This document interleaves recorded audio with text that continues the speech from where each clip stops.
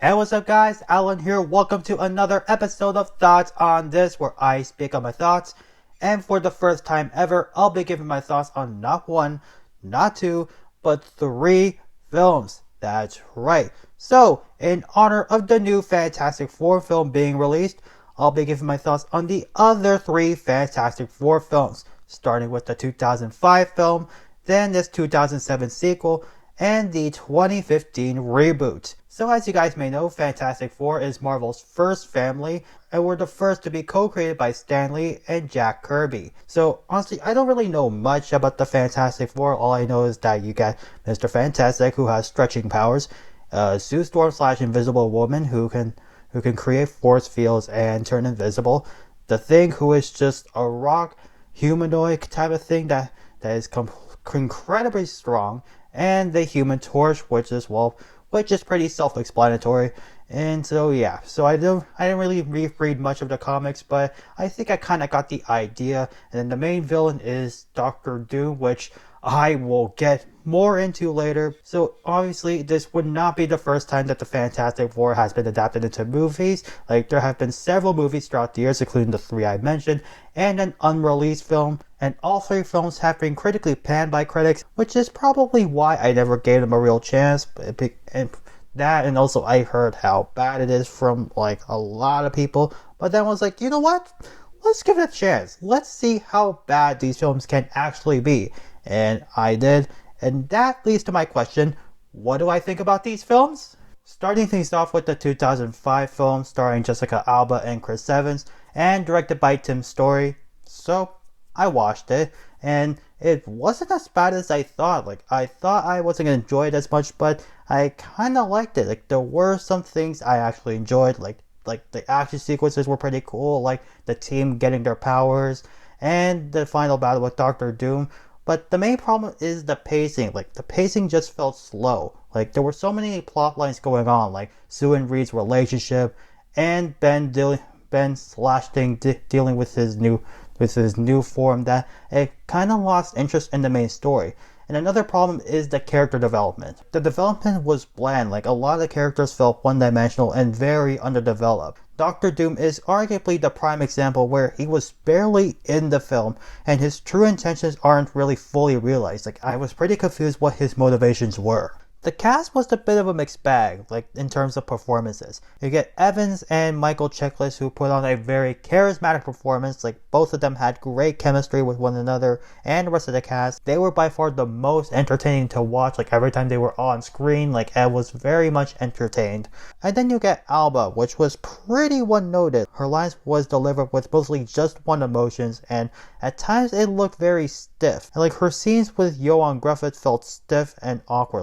Like the two of them lack chemistry. Like, you almost forget that they are a couple of some sorts. The visual effects were not completely horrible, but they were cheesy, as if I was watching a music video in the 2000s. Overall, like, the film had its fun moments, which makes this film not terrible, but mediocre. Moving on to the sequel that released 2 years later, it was still mediocre as the first film, but it took a lot of the flaws from that film and improved it. Like, the visuals were more appealing, the pacing was a lot more fluid and straightforward, and the chemistry between Reed and Sue was much better. And Jessica Alba put on a much improved performance from the first film, but Doctor Doom's, on the other hand, it was still pretty much the same. I feel like sometimes even worse. His presence was just very confusing. Like, he started off as as seeking out revenge, then he helps up the team just to betray them. That was just wasted. I mean, Silver Surfer was also kind of wasted. Like, he was barely in the film, but at least he was a bit more interesting and he had an actual purpose of actually being there, serving as the servant to Galactus. Not really much to say, like, slight improvement from the first film, but still mid at best.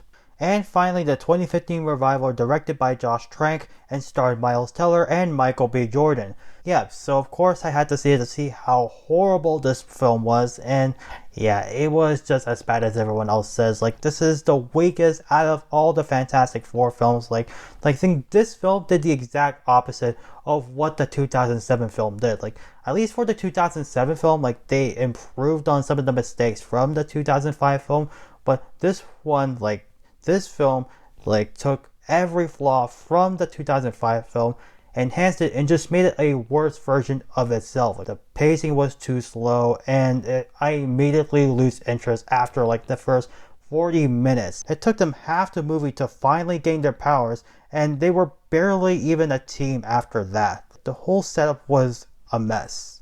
There was so much plot and setup that dragged on for way too long and was just unnecessary. There was no need for this amount of plot to get from point A to point B.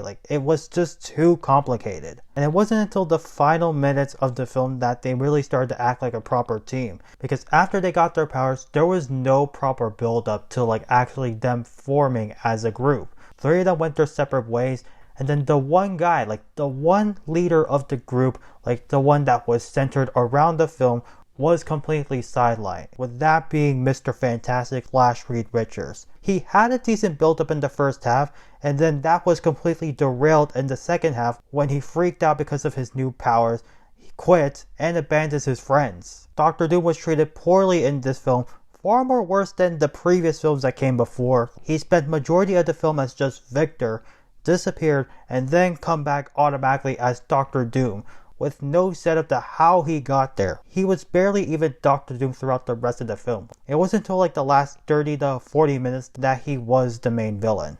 The cast were mostly all one noted, where it feels lackluster and none of them have a distinct personality. Their personality is pretty much the same, it was bland and very neutral. And the tone was way too serious and dark, and it doesn't really suit the Fantastic Four that well. It was too serious where it looks like your typical action movie rather than a classic comic book superhero flick. This film makes the 2005 film and the 2007 film more fun and entertaining to enjoy. In terms of what was there to like about this film, I guess the visual effects, the parts where Sue and Johnny were using their powers, that was pretty cool. And the final battle, in the alternate dimension with Doctor Doom, that was pretty mesmerizing to watch. But other than that, that's it. There aren't really a lot of redeeming qualities. I argued that that the previous two films had a lot more redeeming qualities than this film. This one was very limited on anything that was pretty likable. Overall, all three films as a whole, they were just at least mid at best. There was nothing too special about it. If you're a diehard fan of the Fantastic Four or just Marvel in general, I would say, yeah, go ahead, watch it if you want to. I'm not gonna stop you. But it's not really for me. If I had to pick a favorite, I would say the 2005 film. Or even the 2007 film, because actually, never mind. The 2007 film, because I think that had a lot more redeeming qualities than both films combined. I would say that one is the most interesting, the most fun. I think this is one of those films where I wouldn't mind watching again. If there is one positive thing I could say about each film, is that they have at least one redeeming quality. One charm that does make them somewhat likable. They're nothing too special. I probably would watch one of them again, but again, not really for me. Alright, that sums up all of my final thoughts on all three of these films, and if you agree or disagree, let me know down in the comments, and if you haven't already subscribed, it would really mean a lot, and I will have a future review of the new Fantastic Four coming out soon on the channel, so be sure to look out for that. But for now, that's all I have to say, and I hope to see you next time. Bye!